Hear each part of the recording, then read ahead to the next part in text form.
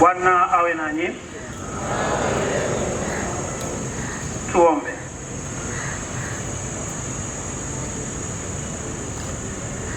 E Bwana, usikilize sala zetu.